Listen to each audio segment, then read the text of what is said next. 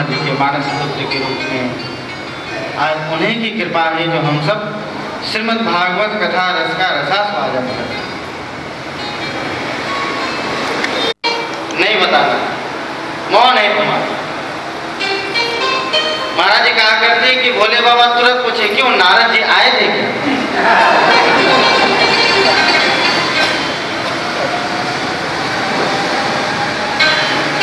माता ने मौन स्वीकृति दी। बोलो वही तो, क्योंकि तुम ऐसे तो नाराज नहीं हो, एकदम माँ दया की मूर्ति हो, तुम क्यों नाराज हो? पर अब तो छोड़ो, अब तो मान जाओ, अपनी नाराजगी का कारण तो हमें बताओगे तभी तो मैं तुम्हें खोज करूंगा। अब नाराजगी का कारण ही ना पता हो तो कोई कैसे खोज कर सकता है? उमा जी ने कहा मैं ऐसे नहीं बताऊंगी, आप पहले त्रिवासा बनिए कि मैं जो पूछूंगी आप बताएंगे बताएंगे बताएंगे तब जाकर के पूछूंगी। भोले बाबा ने कहा ठीक है देवी, सब जगह जीत करके यही तो एक जगह है जहां पर की जीव हार जाता है।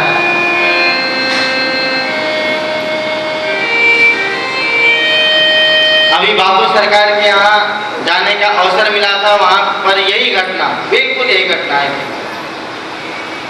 व्यास जी सुना रहे थे, बाबू बैठे हुए थे सुन रहे थे। व्यास जी ने कहा कि एक जगह गोष्ठी लगी हुई थी, जब सबसे पूछा गया कि भाई ये कार्य कर सकते हो, सबने कहा कि पूछ कर हाथ उठा, जो जो इस कार्य में समर्थ है वो हाथ उठा। सब कुछ हाथ उठाए और कुछ ने कहा कि अनुमति लेकर के पहले घर से आएंगे तब बताएंगे आपको। एक व्यक्ति आधा हाथ उठाया हुआ है। तो पूछा गया कि ऐसा है क्यों? बोले ऐसा इसलिए कि हाथ भी उठाने की अनुमति लेनी पड़ती है। देवी में ऐसे, देवी पूछो, जो तुम पूछोगी मैं आश्वासन देता हूँ, त्रिवासा भरता हूँ, जो तुम पूछोगी मैं बताऊंगा बताऊंगा बताऊंगा। बताइए ये जो आप मुंडों की माला धारण करते हैं ये मुंड किसके हैं? बोले बाबा मौन हो गए। ये क्या? इतने दिन तक जिस रहस्य को हमने छुपा करके रखा था, रहस्य को रहस्य बना करके रखा था, आज उस रहस्य को उजागर करना पड़ेगा, करना पड़ेगा। क्यों?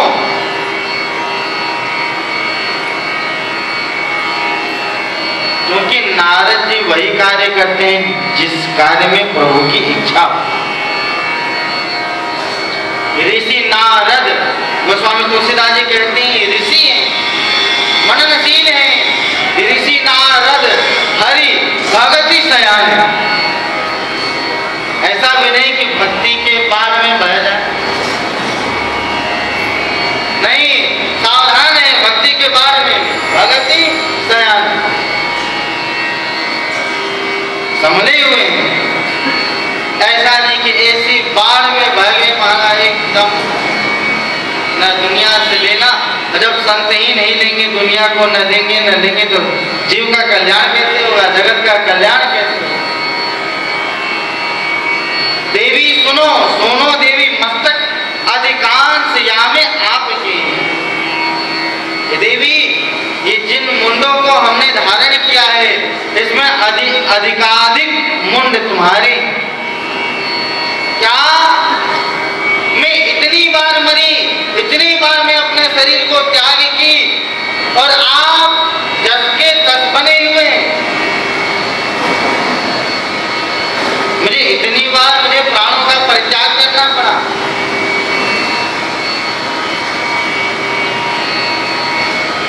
देवी जब जब तनु त्यागो, मेरा तुमसे सहज स्नेह होने के कारण जब जब तुम शरीर त्यागती हो तब तक मैं तुम्हारे मुंडों को धागा में पिरो करके अपने हृदय पर धारण करता हूं।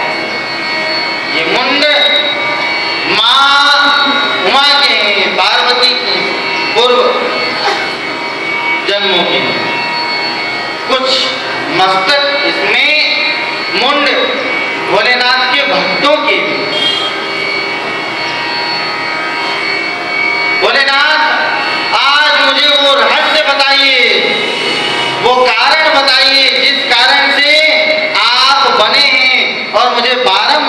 परित्याग करना पड़ता है।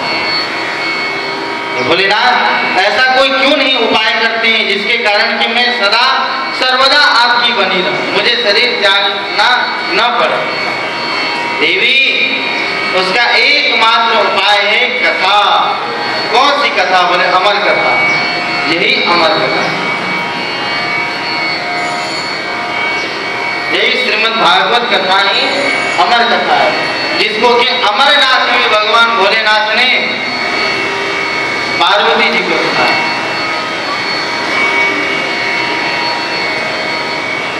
इसके लिए व्यवस्था करनी पड़ेगी, क्योंकि इस अमर कथा के अधिकारी सब नहीं, कथा के सब अधिकारी नहीं। अनधिकारी को कथा सुनाना भी एक अपराध, दोष के भागी होंगे। देवी इसके लिए व्यवस्था, वटवृक्ष के नीचे भोले बाबा बैठ अपने त्रिशूल को आज्ञा दे दिया, जितने जीव जंतु हैं सबको उड़ा करके यहाँ से भगा दो। कोई भी छुप करके चोरी से छल पूर्वक इस कथा को न सुनने पाए, सब भागे मारे। लेकिन उस वटवृक्ष के कोटर में सुख अंड, सुगे का अंडा, अब अंडा तो उड़ नहीं सकता हमारा, अंडा विराजमान, सुगी तो उड़ के चले गए।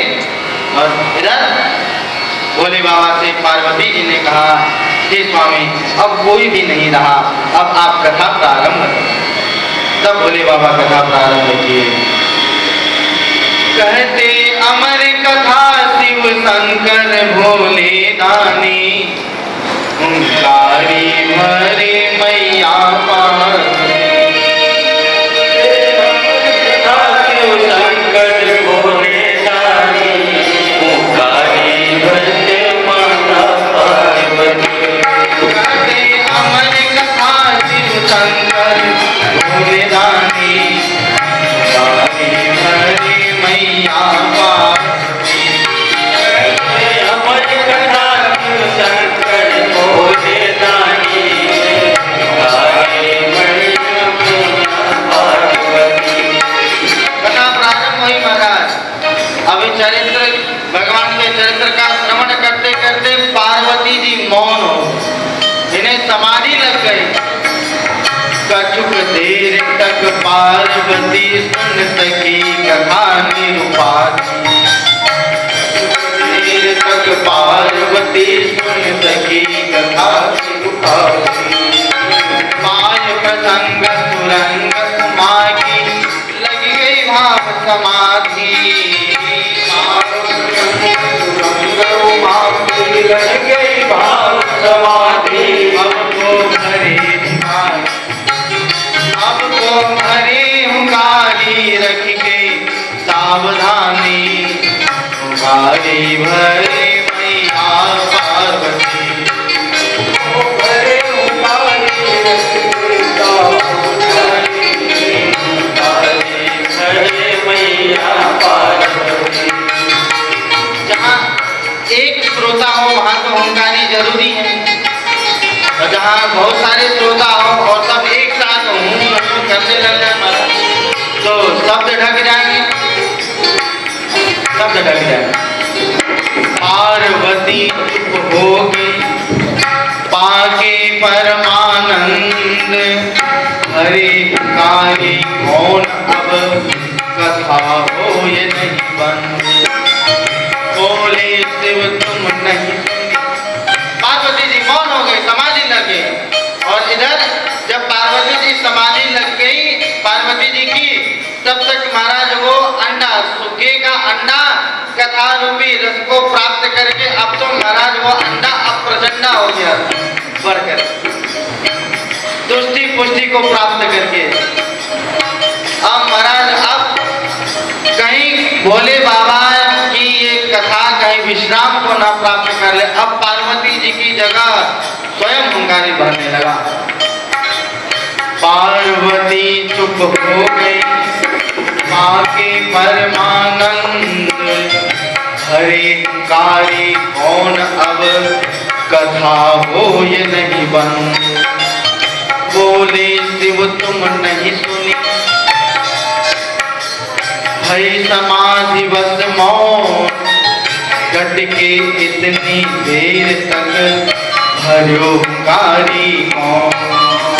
मेरे तुमरे मध्य जब मौन हो गई तो, क्योंकि तुम ही है, तीसरे हैं नहीं, फिर हुंकारी कौन भरा। मेरे तुम्हारे मध्य में जब मौन हो गई तो, और चोर कोई सुन रहे हो तो सुगना बोलो।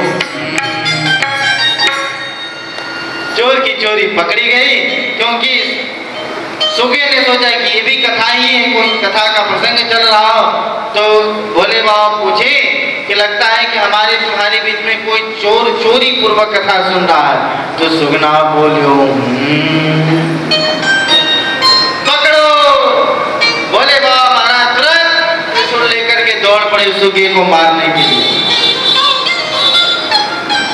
वो सुगा उड़ते उड़ते महाराज वेदव्यास जी के आश्रम में आया, और वेदव्यास जी की पत्नी मेरु देवी जमाई के लिए, श्वास के लिए अपने मुख को, तब तक महाराज सुगा मुख के मार्ग से गर्भ में प्रवेश कर गया, गर्भ में प्रवेश कर गया। भोले बाबा ठहर गए वेदव्यास जी के। वेदव्यास जी भोले बाबा के चरणों में प्रणाम किया, जय जय भोलेनाथ। कैसे आना हुआ? बोले आपके आश्रम में मेरा चोर आया है। वेदव्यास जी को आश्चर्य हुआ। बोले आप जैसे भिक्षुक के यहाँ भी ऐसा कोई माल है क्या जिसको कोई चुराएगा? मांग भीख भिखारी होते। बोले ये तो भिक्षुक से भी भिक्षा मांग लेते हैं भोलेनाथ। इस पर किसी ने व्यंग्य किया है, महाराज जी कहा करते काहे नहीं मांगत भीख फिरे, मुख ही मुख को घर माही जमेला, जो मुख एक तो पूरी परे। अरे एक मुख वाले का जब यहाँ छोटे समूह में दिन भर कुछ ना कुछ डालते रहेगा तो ये उधर कुंड फिर भी तृप्त नहीं होता। और भोले बाबा का घर इतना बड़ा है, इतना बड़ा परिवार है महाराज, तो भीख तो मांगनी पड़ेगी, चाहे अन्नपूर्णा एक हो कि उनके जैसे दो चार और क्यों ना आ जाए। बोले ऐसा क्यों? बहुत छोटा परिवार है। कौन कौन? बोले वो है इनकी भार्या श्री पार्वती जी दो, इनका एक बेटा, दो बेटा, दो और दो चार, एक नंदी, 5 और चेला रावण, 6, गिनती के 6 हुए।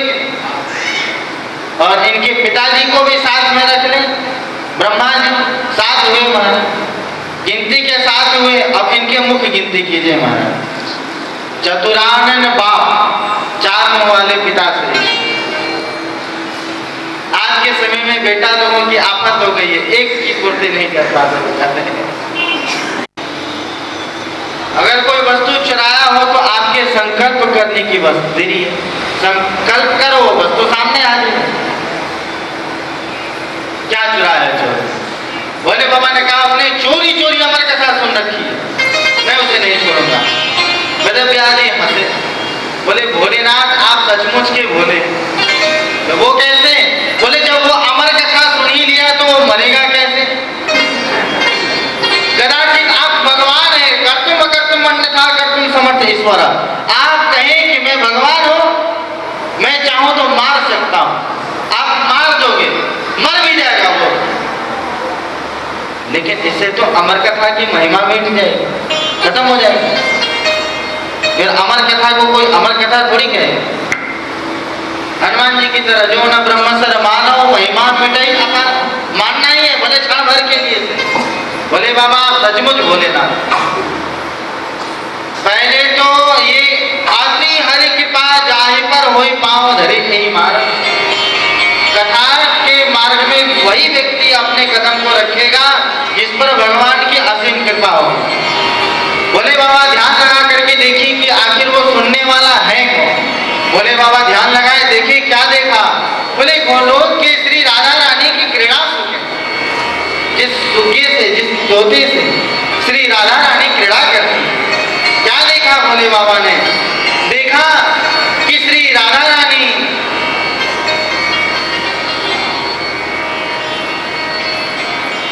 उस सुगे को अपने बाएं हथेली पर विराजमान करके और उसको सहलाते हुए कह रही हैं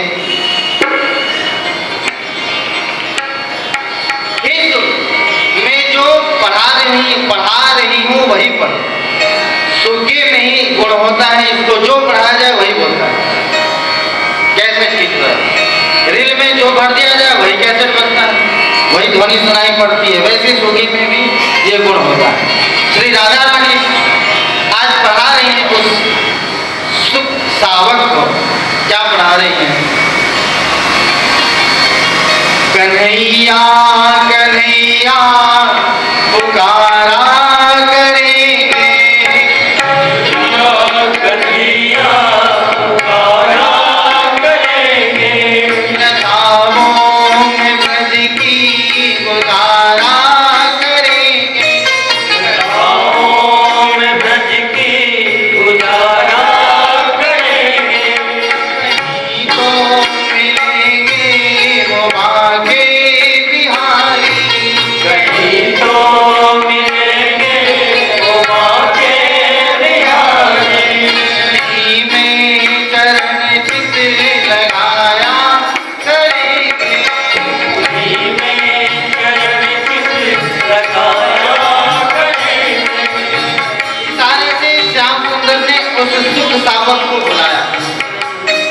तोता उड़ करके और श्याम सुंदर की हथेली पर बैठ करके, और फिर जो राजा रानी ने सिखाया वही गुनगुनाने लगा। श्याम सुंदर ने कहा, ठहरो, मैं जो कह रहा हूँ वो पढ़ो। अरे मैं तो इनके बाद हूँ। राधे अलवेली सरकार रटे जा राधे राधे, राधे अलवेली सरकार रटे जा राधे राधे, राधे राधे ओ रटे जा राधे राधे, रटे जा राधे राधे, रटे जा राधे राधे, राधे अलवेली सरकार रटे जा राधे राधे, राधे अलवेली सरकार रटे जा राधे राधे। यदि राधा नाम रहो तो जगराज बितारो तो, यदि राधा नाम रहो तो जगराज बितारो तो, नहीं हो तो कृष्ण अवतार रटे जा राधे राधे, नहीं हो तो कृष्ण अवतार रटे जा राधे राधे, रटे जा राधे राधे, तुझ पे जा राधे राधे, रटे जा राधे राधे, रटे जा राधे राधे, राधे अलवेली सरकार रटे जा राधे राधे, राधे अलवेली सरकार रटे जा राधे राधे। श्री राधा रानी की भोले बाबा बेचारे मौन होकर के पुनः अपने त्रिशूल को लेकर के और वही अमरनाथ पहुंचे। आश्रम में आ करके श्री सुखदेव जी को आश्वासन दिए, त्रिवाचा दिए हैं, सुख बाहर निकल, हे सुख बाहर निकल, मेरी माया तेरा कुछ भी नहीं बिगाड़ेगी, ये मैं आश्वासन देता हूँ। तब श्री सुखदेव जी गर्भ से बाहर आए। श्री सुखदेव जी 12 वर्ष गर्भ में रहे। श्री महाप्रभु जी 13 महीना गर्भ में रहे। श्री रामभद्र जी 12 महीना, श्री तुलसीदास जी 12 महीने से भी रहे। 12 वर्ष तक क्यों श्री सुखदेव जी गर्भ में रहे? क्या गर्भ की पीड़ा इन्हें नहीं सता रही है? सता रही है। बोले इस पीड़ा को सहन कर सकते हैं, लेकिन भगवान के माया रूपी पीड़ा से अपने आप को बचाने में अगर समर्थ नहीं है, तब तो यह गर्भ की पीड़ा ही है, गर्भ की पीड़ा ही है। 12 वर्ष बाद श्री सुखदेव जी का जन्म हुआ है, और जन्म के साथ ही